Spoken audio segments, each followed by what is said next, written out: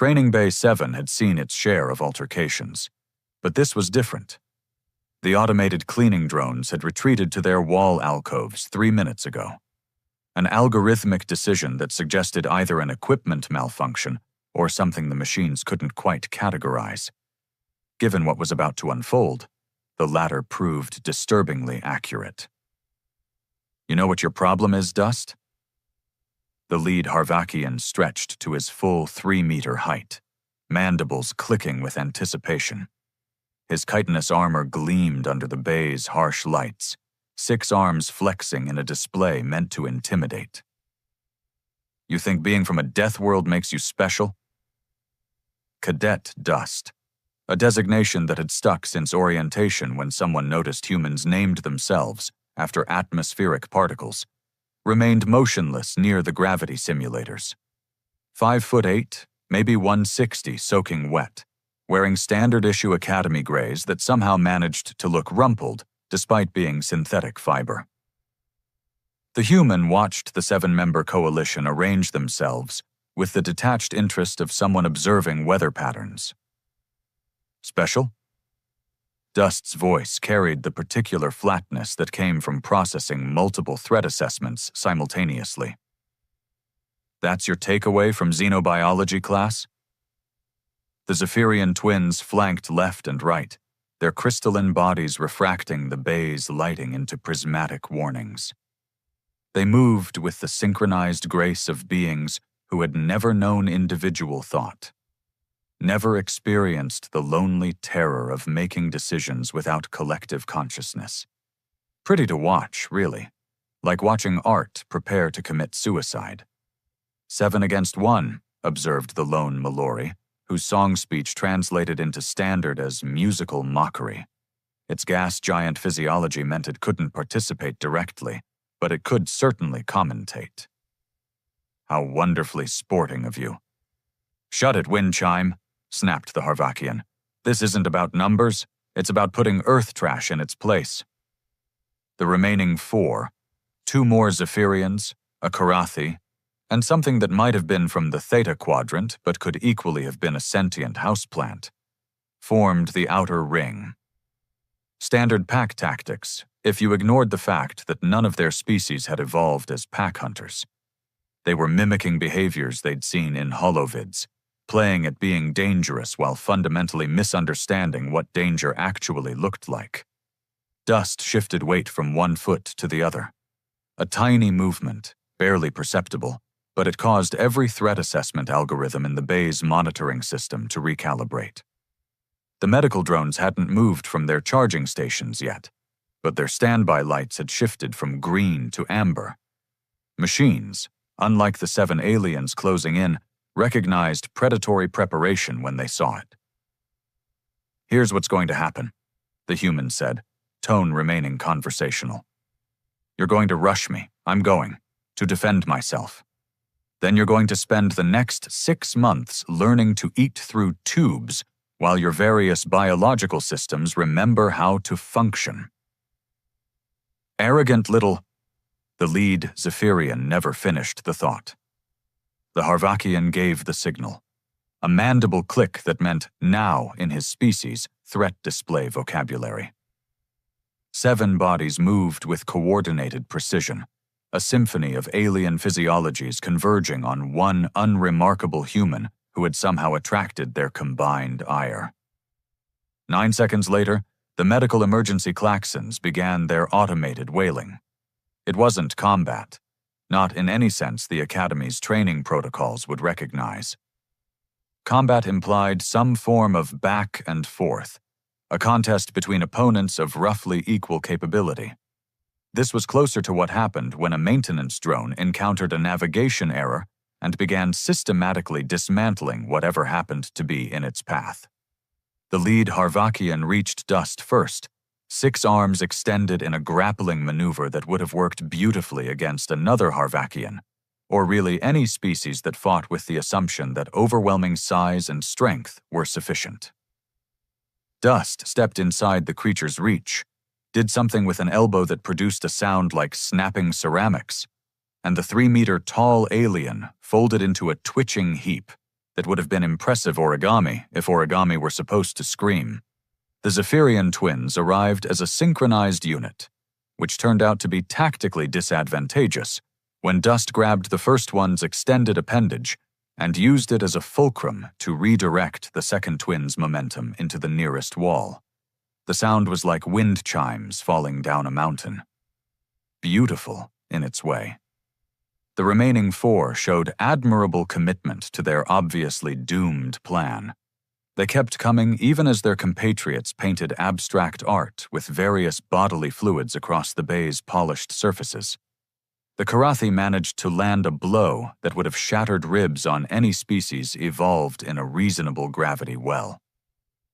Dust absorbed the impact, actually smiled, and responded with a series of precise strikes that left the alien questioning several fundamental assumptions about vertebrate structural integrity.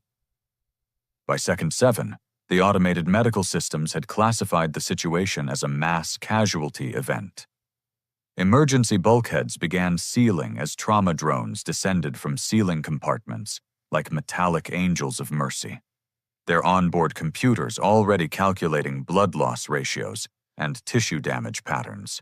Second 8 saw the last 2 attackers attempting to retreat, which was roughly 7 seconds too late to be tactically useful. Dust pursued with the methodical thoroughness of someone following a checklist, which, it turned out, was exactly what was happening. Second 9. Silence, save for the hum of medical equipment and the quiet whimpers of 7 beings discovering that evolutionary psychology was a harsh teacher. Dust stood in the center of the carnage, breathing steady, not even winded. The human pulled out a regulation tablet and began filling out an incident report with the bureaucratic precision of someone who had done this before. Medical emergency in Training Bay 7, the automated system announced to no one in particular.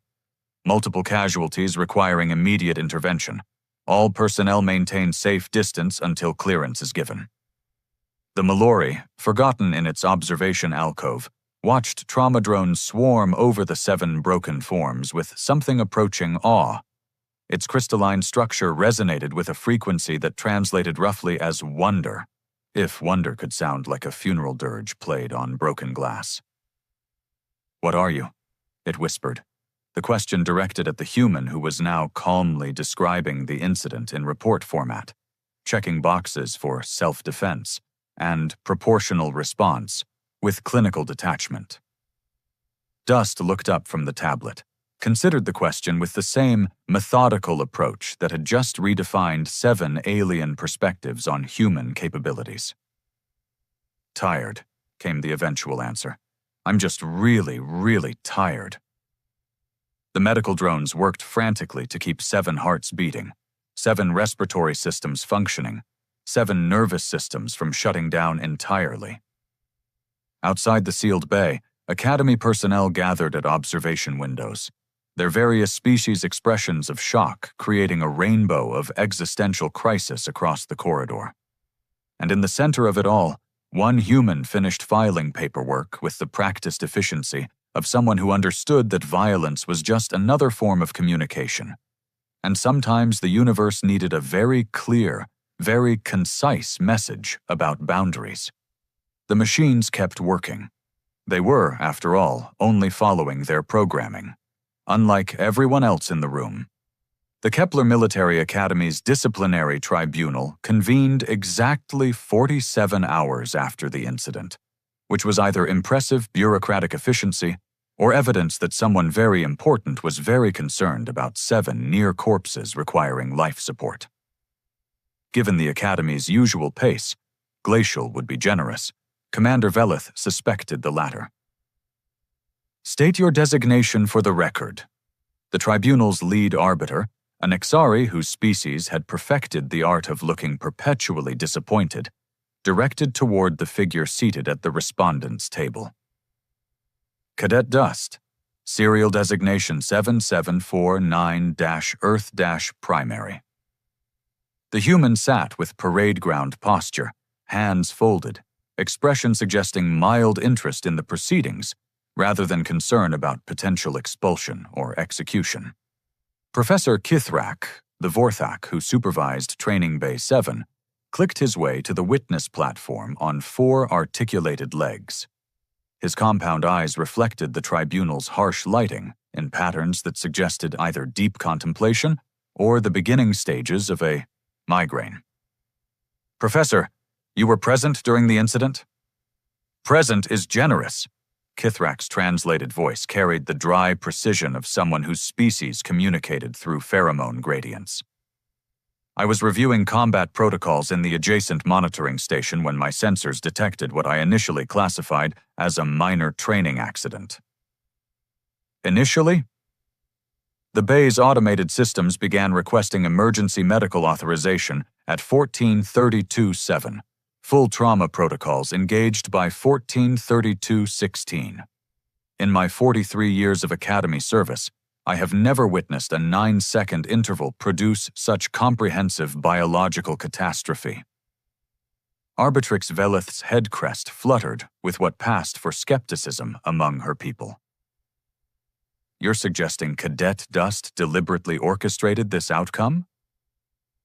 "I'm suggesting," Kithrak replied, with the careful tone of someone who had spent 2 days reviewing security footage, that what occurred was less spontaneous altercation and more practical demonstration of applied physics. The tribunal's second arbiter, a creature whose species name was unpronounceable, but whose translation matrix rendered his designation as concerned, bureaucrat number 2, leaned forward. "Elaborate." The 7 assailants positioned themselves according to standard multi-vector engagement protocols. Textbook formation, actually. They moved with coordination that suggested advanced planning rather than spontaneous aggression. And the humans' response? Kithrak's mandibles performed what might have been the Vorthak equivalent of a shrug. Cadet Dust eliminated each threat using the minimum necessary force to achieve permanent incapacitation. Not maximum force. Minimum. The difference is mathematically significant.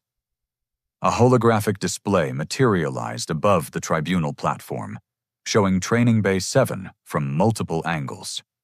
The timestamp read 14:32:7. "Play segment 4 Alpha," Velith commanded. The display showed the final moments of the engagement. Dust's movements were precise, economical, almost choreographed. Each strike landed with surgical accuracy on specific anatomical weak points that would maximize damage while minimizing lethality. Pause. The recording froze as Dust redirected the final Zephyrian's momentum into the wall. "Professor, in your expert opinion, how does one acquire this level of anatomical knowledge?" "Extensive study of xenobiology, combined with practical application of biomechanical principles." Kithrak paused, compound eyes reflecting the hologram. "Or growing up on a planet where everything is constantly trying to kill you and developing instinctive threat assessment as a survival mechanism. Is there a distinction?" "Not functionally, no." The next witness was Cadet Shimmer of Distant Stars, one of the Malori who had observed the incident.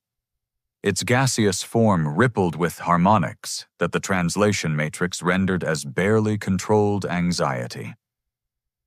"The music was wrong," it sang, its voice a symphony of wind instruments playing a funeral dirge.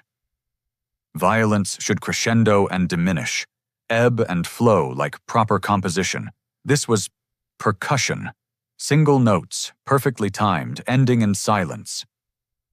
"Explain what you witnessed, Cadet." "The 7 moved like an orchestra preparing to play, coordinated, rehearsed, confident in their ability to create beautiful chaos. But the human..." Another harmonic shift, this one suggesting metaphysical confusion. "The human was not playing music. The human was tuning instruments." "Tuning?" "Making adjustments, corrections, small, precise modifications to ensure proper operation." Shimmer of Distant Stars pulsed with colors that translated as uncomfortable realization. We thought we were watching a fight. We were actually watching maintenance. The tribunal spent the next hour reviewing depositions from medical staff, security personnel, and the Academy's automated monitoring systems. Each perspective painted the same picture. 7 beings had attempted to initiate combat with 1 being who had responded with clinical efficiency. Then came the revelation that shifted the entire proceeding. Cadet Dust, Arbitrix Velith addressed the human directly for the first time. Our investigation has uncovered communications between the 7 assailants spanning the previous 3 weeks. Messages discussing putting the Death Worlder in its place and proving humans don't belong here. Were you aware of this conspiracy? Dust considered the question with the same methodical approach that had characterized everything else about their behavior. Yes. The tribunal chamber fell silent, save for the ambient hum of life support systems. You knew they were planning to attack you? I knew they were planning something. The Harvakian had been asking detailed questions about human anatomy during xenobiology seminars. The Zephyrians kept timing their training sessions to coincide with mine. Basic pattern recognition. And you chose not to report this? I chose to wait and see what form their stupidity would take. Dust's expression remained neutral. I was curious whether they would actually follow through, or if they possessed enough intelligence to recognize the fundamental flaw in their plan. Which was, they were testing whether humans belonged in a military academy by attacking a human in a controlled environment with full medical support and automated monitoring. The human's tone carried the patience of someone explaining basic mathematics to children. If they had succeeded in seriously injuring me, they would have proven that humans were unsuitable for military service. If I defended myself effectively, they would have their answer about why humans were recruited in the first place. Concerned bureaucrat number 2 rustled his appendages in what passed for confusion among his species. So you allowed yourself to be attacked? I allowed them to make a choice, Dust corrected. They chose poorly. The push implications settled over the tribunal like toxic gas. The 7 assailants hadn't been bullies expressing xenophobic sentiment. They had been conducting an unauthorized and spectacularly misguided scientific experiment, with themselves as test subjects. The irony, Professor Kithrak observed with the clinical detachment of his species, is that they succeeded in proving their hypothesis. They simply failed to survive long enough to appreciate the results.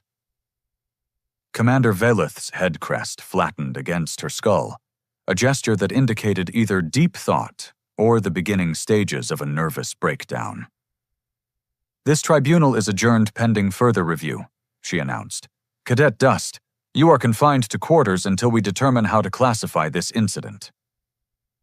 As the chamber emptied, Dust remained seated, apparently unbothered by the prospect of disciplinary action. The human pulled out the same regulation tablet from 2 days ago and began working on what appeared to be routine homework assignments. Outside the chamber, Professor Kithrak paused to observe the human through the transparent aluminum barrier. Fascinating, he murmured to himself. They really have no idea what they're dealing with. Whether they referred to the tribunal, the academy, or the galaxy at large remained an open question. 6 months earlier, in the pristine conference chamber of the Galactic Defense Consortium headquarters, a very different kind of problem was being discussed by beings who had never personally experienced the concept of existential dread. Fleet Admiral Zexithara of the Altarian hegemony gazed across the polished crystalline table at his assembled colleagues with something approaching desperation. His species had evolved from creatures that resembled ornamental houseplants, and his current expression suggested someone was threatening to forget to water him. Gentle beings, we have a war we cannot win. The statement hung in the recycled atmosphere like a particularly unpleasant smell. Around the table, Representatives from 47 different species processed this information according to their various cognitive frameworks and reached the same uncomfortable conclusion. They were comprehensively screwed. The Devourers have consumed 17 systems in the past solar cycle, continued General Kyrith of the Hegemonic Defense Corps, her crystalline body refracting the chamber's mood lighting into patterns that suggested impending doom. Our projections indicate complete galactic consumption within 43 standard years. Surely our combined fleets, began someone from the back of the room. Our combined fleets, interrupted Admiral Zexathera, are operated by beings whose homeworlds are paradise gardens where the most dangerous predator is whatever eats decorative flowers.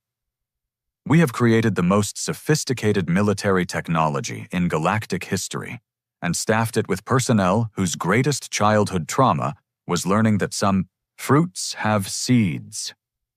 The uncomfortable truth rippled through the chamber like a shockwave.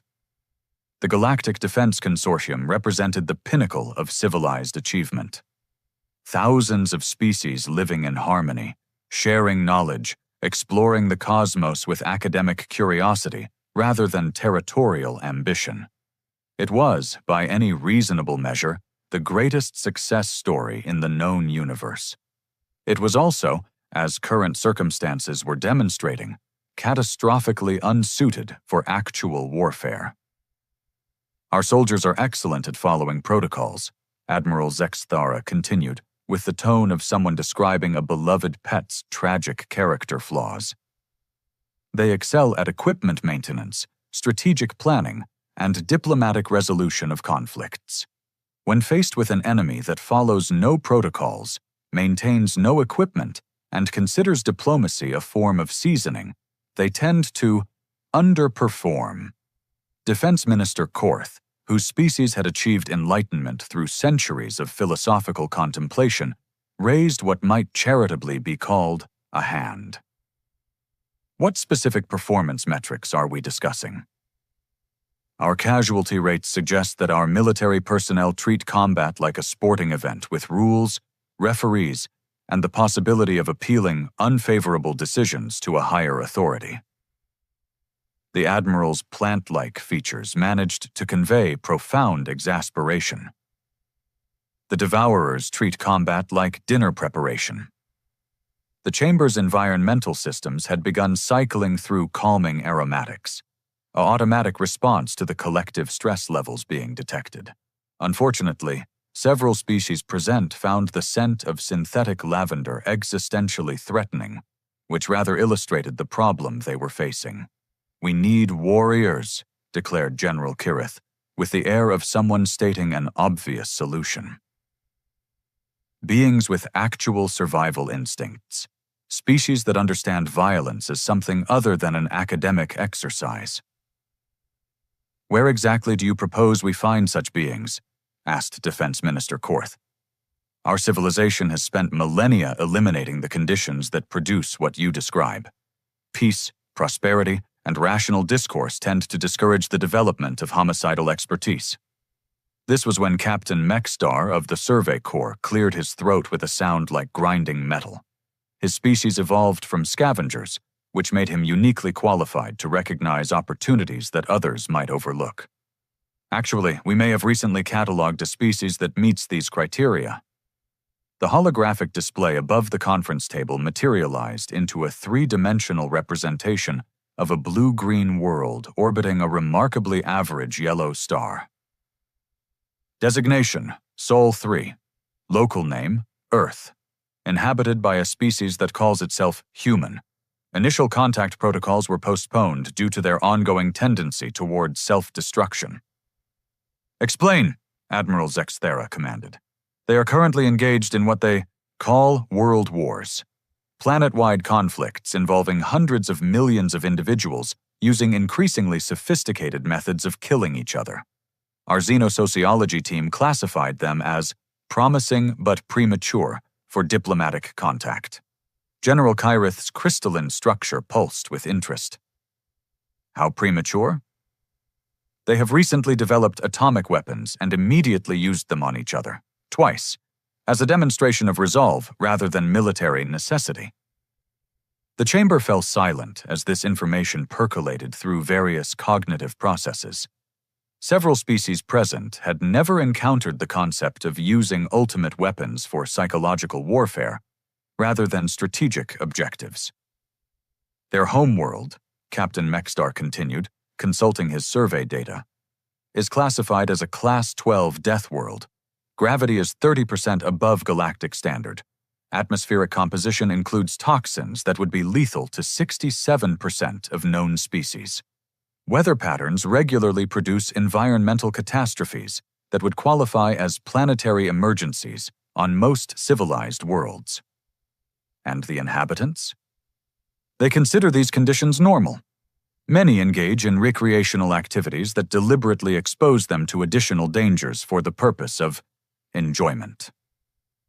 Defense Minister Korth made a sound that his translation matrix rendered as profound confusion.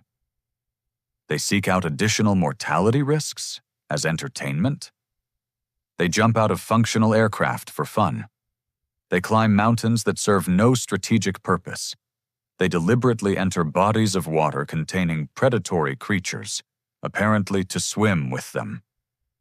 Captain Mexstar paused, checking his data twice to ensure accuracy. Our behavioral assessment team concluded that they have weaponized their own survival instincts. Admiral Zexathera leaned forward, his plant-like features arranging themselves into something resembling hope. Are they technologically capable of space travel? Primitive but functional, they have achieved orbital insertion and lunar surface operations using what our engineers describe as controlled explosions and mathematical optimism. Military capabilities? They have been continuously at war with each other for their entire recorded history.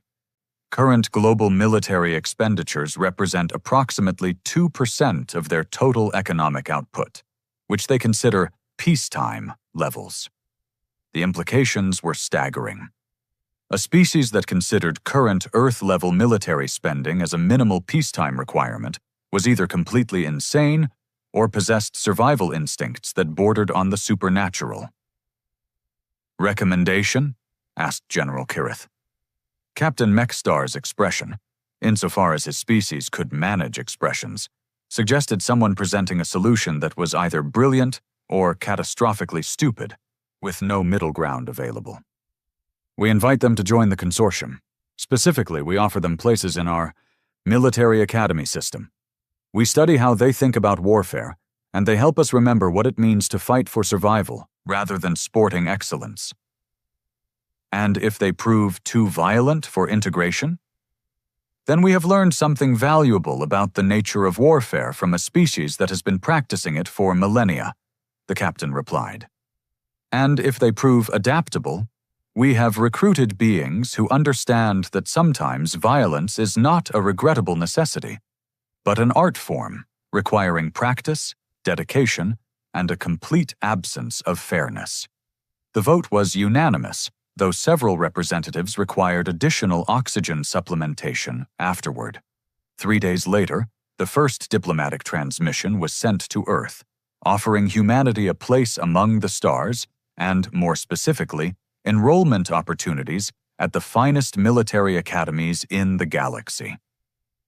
The humans, characteristically, responded by asking for detailed specifications on the physical fitness requirements and whether they could bring their own weapons, which should have been the first indication that everyone involved had fundamentally misunderstood who was studying whom.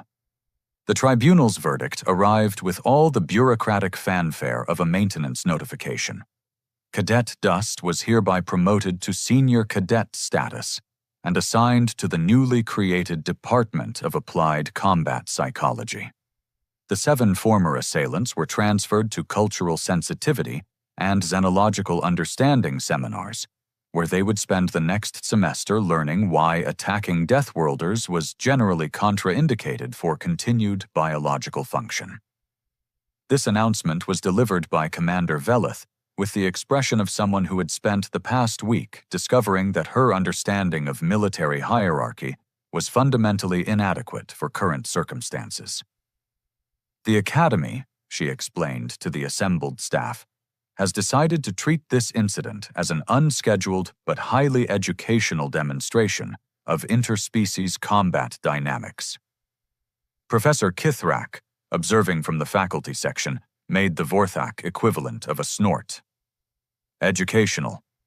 Yes, I suppose that's one way to describe watching 7 beings simultaneously discover the limitations of their evolved conflict resolution strategies.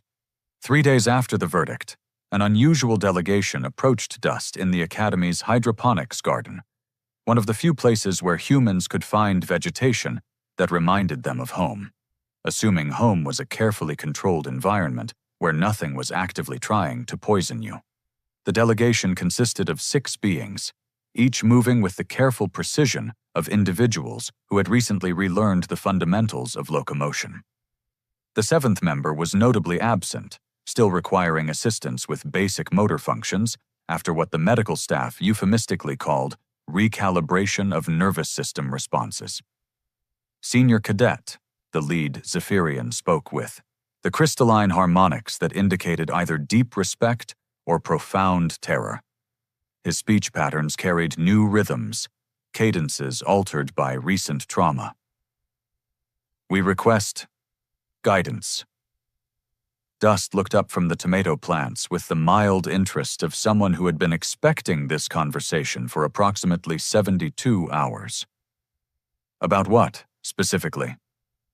How to fight like you do, said the Harvakian, whose mandibles still clicked with slight irregularity when forming certain consonants.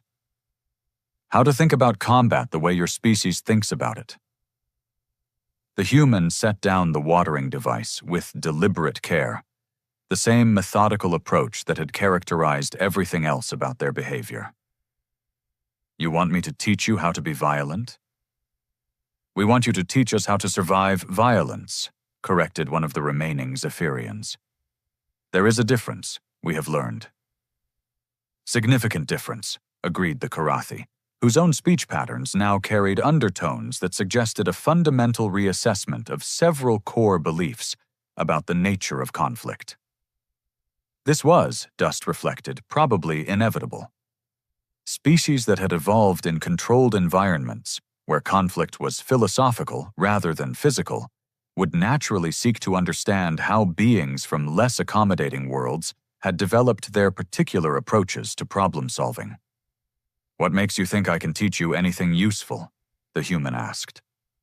Because, the lead Zephyrian replied with crystalline precision, our research into human military structure indicates that you are considered unsuitable for actual combat deployment. The silence that followed was filled only by the gentle hum of hydroponic systems and the distant sound of someone's worldview undergoing structural revision. Explain. The Harvakian consulted a data tablet with the careful attention of someone who had recently learned that assumptions could be physically hazardous. Earth's military designation for Academy exchange cadets, diplomatic personnel, non-combat roles only. Translation: beings too gentle for frontline service but suitable for cultural exchange programs. Dust's expression remained neutral, but something in the human's posture suggested amusement. And you concluded what from this information? That if you represent the peaceful end of human military capability, the Karathi said with the slow horror of someone working through the mathematical implications, then we have no conceptual framework for understanding what your actual warriors are like.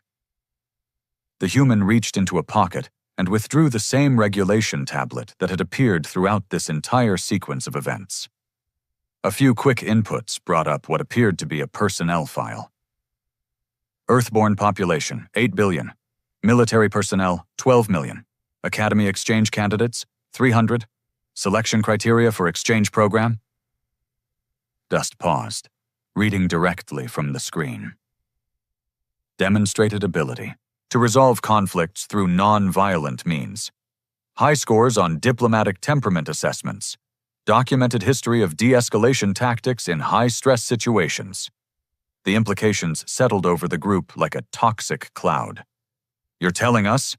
The lead Zephyrian's voice carried harmonics that suggested existential crisis. "That Earth deliberately sent their most peaceful individuals to represent human military capability? Earth sent the humans most likely to integrate successfully with alien cultures without causing diplomatic incidents," Dust corrected, "which is not the same thing as sending their most capable warriors." The Harvakian made a sound like grinding ceramics. "What would happen if they sent actual warriors?" "Wars would end faster," the human replied with clinical detachment, "but the diplomatic consequences would probably outweigh the military benefits.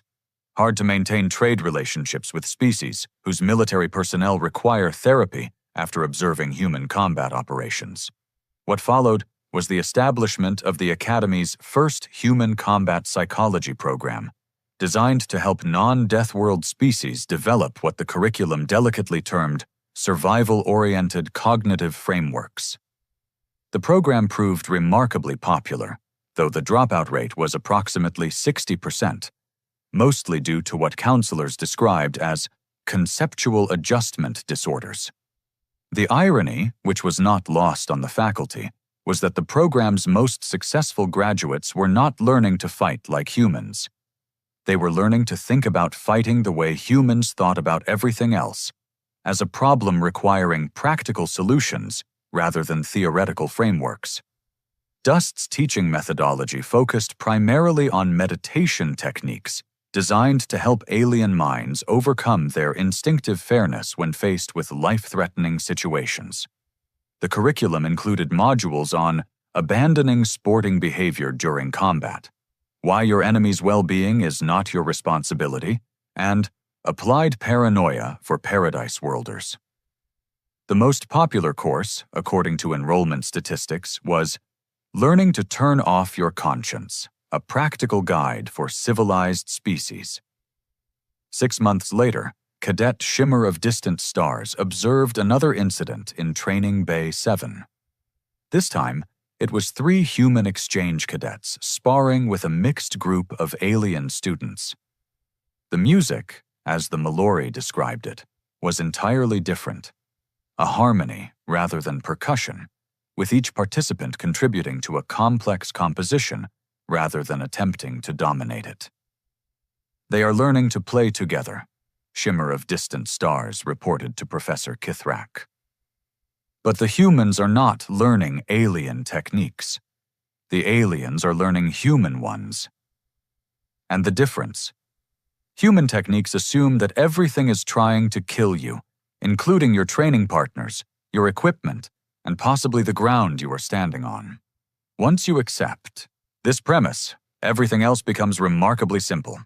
Professor Kithrak watched through the observation window as a Zephyrian successfully executed what the humans called a dirty move, an attack that violated every principle of civilized combat, but would be highly effective in actual warfare.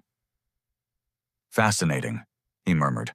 "They really had no idea what they were studying." The Academy's official records would show that the Human Combat Psychology program had successfully integrated human military philosophy with existing consortium training protocols. Unofficial observations suggested that what had actually happened was the systematic corruption of 47 different species approaches to conflict resolution, with the enthusiastic cooperation of the species being corrupted. And in the hydroponics garden, Senior Cadet Dust continued tending tomatoes with the same methodical care that had characterized everything else, occasionally pausing to answer questions from beings who were slowly learning that the universe was a significantly more dangerous place than their evolutionary history had prepared them to understand. The machines, as always, continued following their programming. They had, however, updated their threat assessment algorithms to account for the growing number of non-humans who had begun exhibiting distinctly human approaches to problem-solving, which suggested that even the machines were learning something from this arrangement, though what exactly they were learning remained an open question.